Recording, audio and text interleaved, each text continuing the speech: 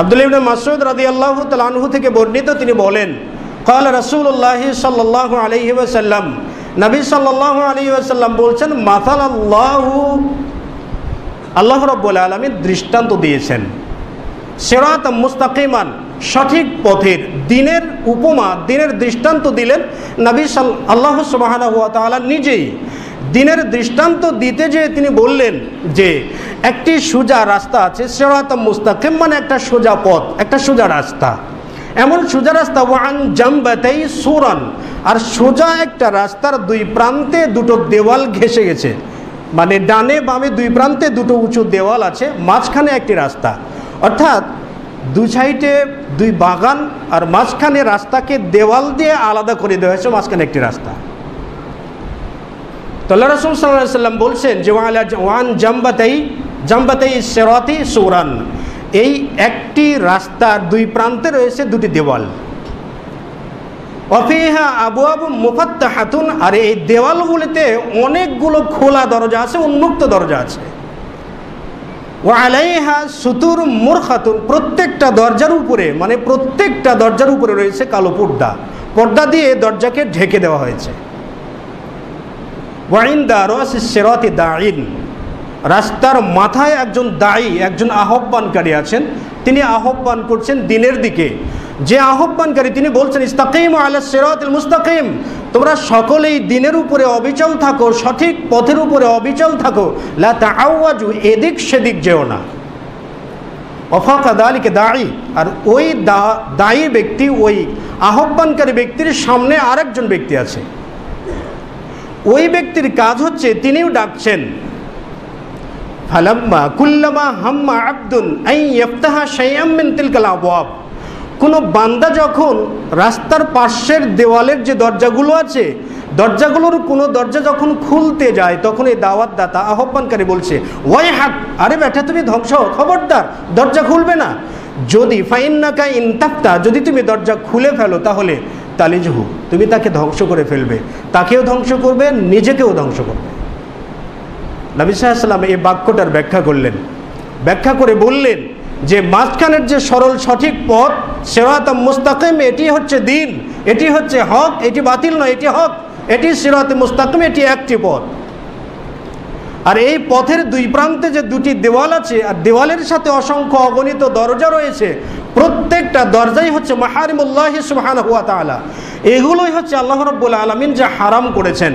আর দরজার উপরে যে পর্দা টানানো আছে, এই পর্দাটাই হচ্ছে হুদুদুল্লাহ, আল্লাহর সীমারেখা। আর যে দাওয়াত দাতা, সেই হচ্ছে কোরআনুল কারীম, তার সামনে যে ব্যক্তি দাওয়াত দিচ্ছে, সেই হচ্ছে প্রত্যেকটা ব্যক্তির বিবেক, যে বিবেক মানুষকে ভালো কাজের দিকে ডাকে। তো দাওয়াত দাতা বলছে, ওয়াই হাকা লা তাফতাহিল বাব, দরজা খুলো না, মানে দরজা খোলার অর্থই হচ্ছে, ওই দরজা খোলা মানে অন্যায়ের মধ্যে প্রবেশ করে যাওয়া বা অন্যায়কে ইসলামের মধ্যে ঢুকে দেওয়া।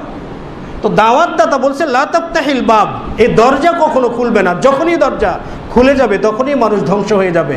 কিন্তু সেই দরজা খুলে গেছে, দরজা খুলে এই দরজাগুলো দিয়ে বিদাতের পর বিদাত, শিরকের পর শিরক, হারামের পর হারাম, সবগুলো ইসলামের মধ্যে প্রবেশ করছে। আজকে দেখবেন না কেউ হালালকে হারাম বলছে, হারামকে হালাল বলছে, সুন্নাতকে বিদাত বলছে, বিদাতকে সুন্নাত বলছে। বুঝেও না সুন্নাত কোনটা, বিদাত কোনটা, নির্ণয় করা কঠিন। এমনভাবে মানে বন্যার মতো যে বিদাতগুলো আমাদের মাঝে চলে এসেছে, ওই সিরাত মুস্তাকিম, সঠিক পথ মানে দিনের উপরে আমরা অবিচল থাকতে পারিনি। বিদাত দিয়ে সংমিশ্রণ করে আমরা দিনটাকে পরিবর্তন করে ফেলেছি, দিনের তাহারিফ আমরা করে ফেলেছি।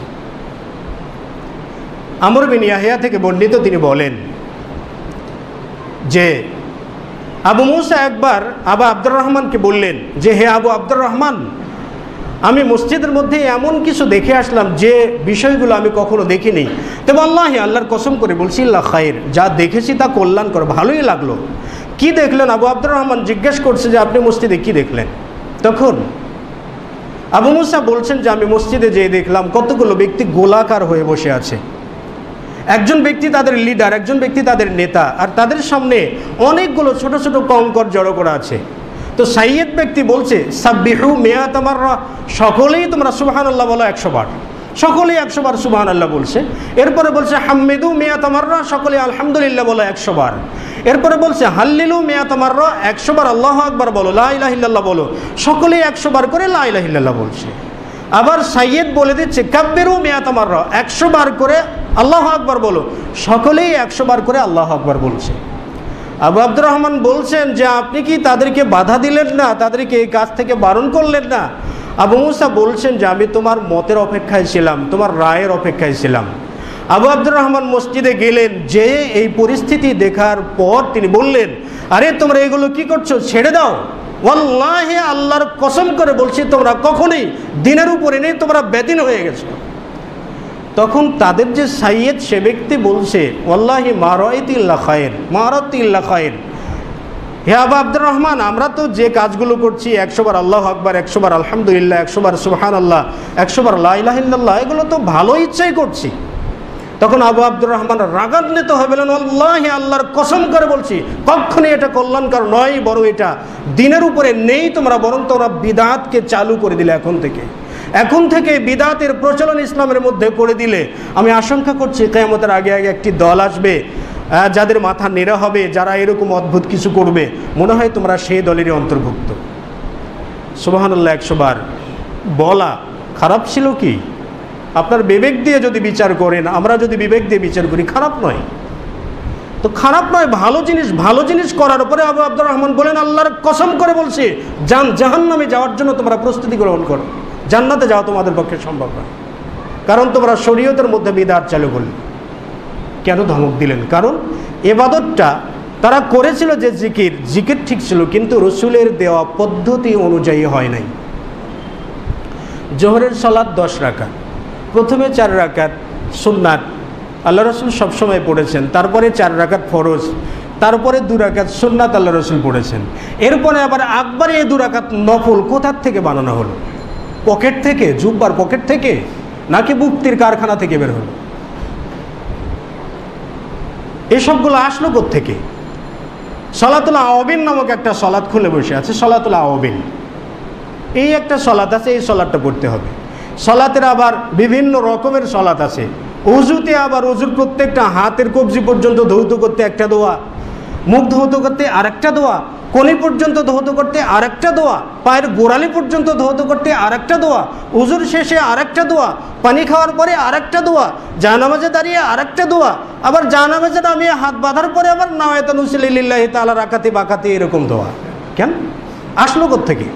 তো আল্লাহ রসুলের পদ্ধতি অনুযায়ী যদি ইবাদত না হয়, তাহলে এই ইবাদতটা কখনোই দিনের ইবাদত বলে গণ্য হবে না। দিনের ইবাদত যদি না করে কবরে যায়, তাহলে যে মা দিনুকা প্রশ্নের জবাবে হা হা লাদ্রি বলা ছাড়া আর কোনো উপায়ই থাকবে না।